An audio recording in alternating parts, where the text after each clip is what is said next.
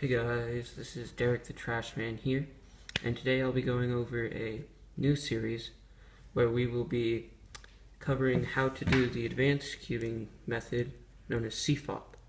CFOP stands for cross, F to L, orientation of the last layer, and permutation of the last layer. In this video, I will be covering how to do the cross correctly for CFOP. So say you have your randomized scramble here. One of the most important things to consider when solving your CFOP white cross or any cross side is to make sure that you are always putting the white face or the cross side that you're going to solve on the bottom. So, for example, say I was going to solve the red cross, I would want to put it down so it faces the table. This is important because you're going to hold your cube like this for the entirety of CFOP. And just if you do it normally, like a beginner's method, and you have it up here, then you have to take the time, which takes about 2 seconds, to flip it down here. And if you don't know, the current cubing record is 4.221 seconds. So 2 seconds is a bit of time. Now let's get into some basics of how to do this white cross. So, one thing to note is that you don't actually need to line up the colors originally. And this scramble is a perfect example of that. So we have a white here, here, here, and right here.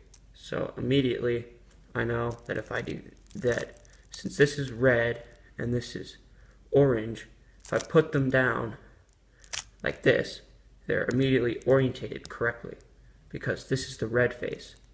This is the orange face, so they should be across from each other like they are now. And also I noticed that if I rotate it once, these will line up, these will line up, these will line up. So the only other thing I would have to worry about is the blue face. So while I'm doing this, I notice that the blue face doesn't move.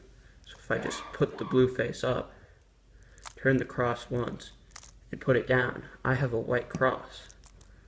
And that is an extremely efficient method of getting the white cross compared to making it daisy or just putting it in right side up.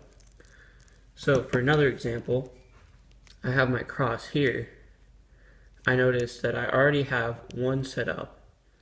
I have this here, so I can just put that in.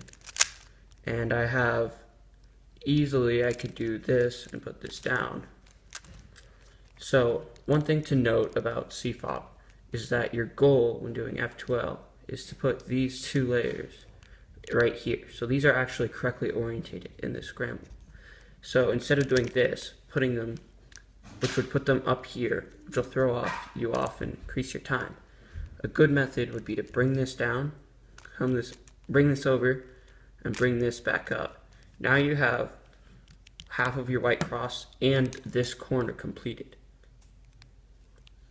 Then you can come back over here, and it's very simple to just put this up, put this down, and put that in.